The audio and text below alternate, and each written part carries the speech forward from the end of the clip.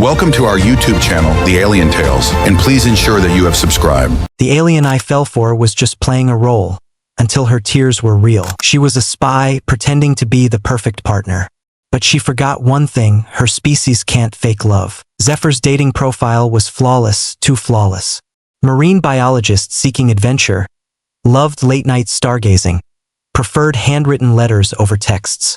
When she walked into the coffee shop, her silver hair catching lamplight like liquid mercury, I knew I was doomed. Her eyes held galaxies I wanted to explore. "You must be Kael," she said, voice carrying an accent I couldn't place. Her smile was warm, genuine.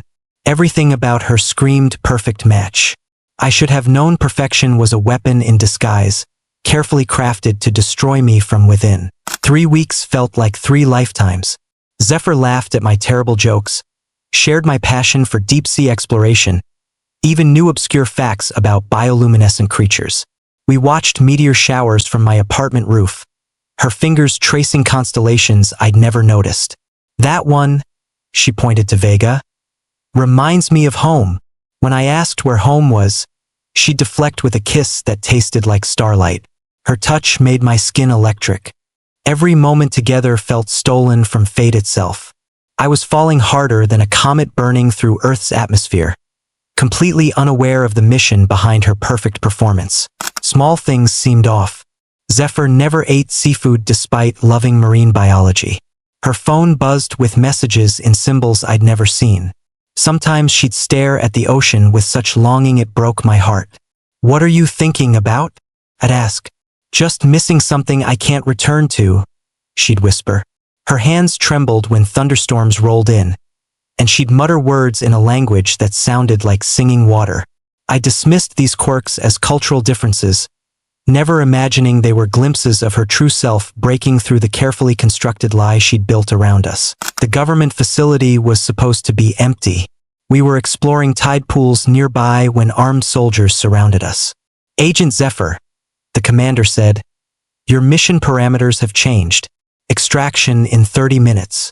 My blood turned to ice. Zephyr's perfect mask shattered like glass. Her skin began shifting, revealing scales that gleamed like deep-sea pearls. Gills fluttered along her neck. Her eyes, now completely silver, met mine with desperate terror. "Kael, I can explain." But words failed as the truth crashed over me. Everything had been a lie. She was an alien spy and I was her target. "She's from Thalassus 7, the commander explained as Zephyr stood silent, restrained. "Their species scouts planets for colonization. We've been tracking her for months." My legs gave out.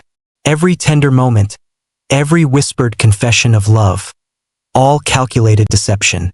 "The mission was simple," the commander continued. "Study human emotional responses, identify weaknesses. She chose you because your research on deep-sea life made you valuable." Zephyr's scales had dulled to gray, her gills barely moving. She looked like she was drowning in air. "But something went wrong," the commander added grimly. "She was supposed to extract data, not—" His voice trailed off meaningfully. "Kael." Zephyr's voice was different now, layered with harmonics that vibrated through my chest. "My people, we don't understand human love. It was supposed to be performance, mimicry. I studied your species mating rituals, practiced emotional responses." Tears began streaming down her face.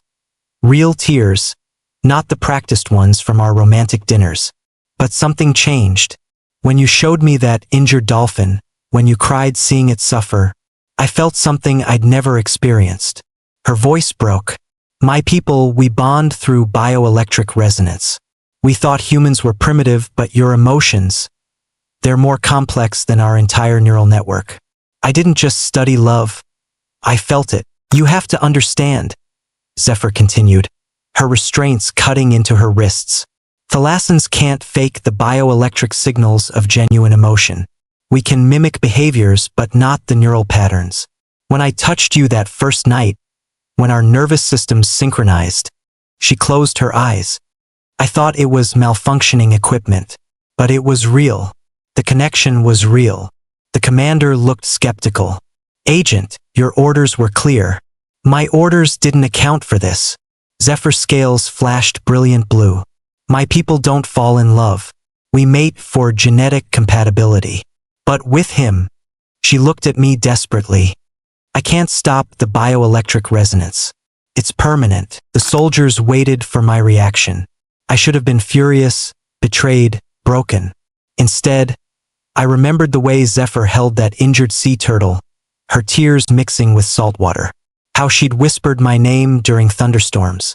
The way her whole body relaxed when I played her that recording of whale songs. The mission may have been fake, I said slowly, but what I saw wasn't.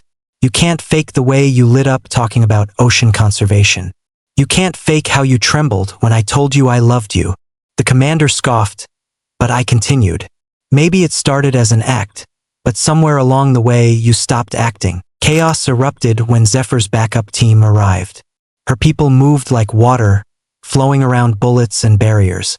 In the confusion, she broke free, grabbing my hand. Come with me, she pleaded. My ship is in the bay.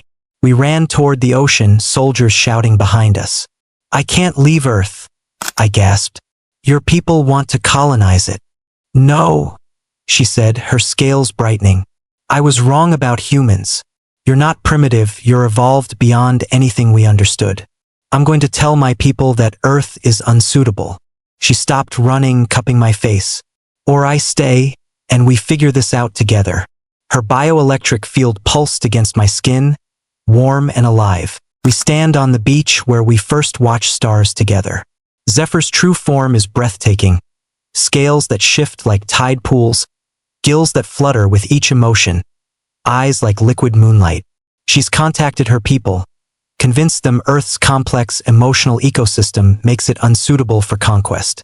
They think I'm compromised, she says, fins along her arms spreading nervously. They're right. I take her webbed hand, feeling the electric tingle of our connection. So what happens now?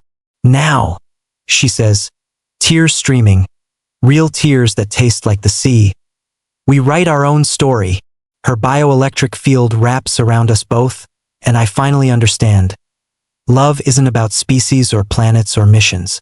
It's about choosing each other, again and again, until the choice becomes as natural as breathing.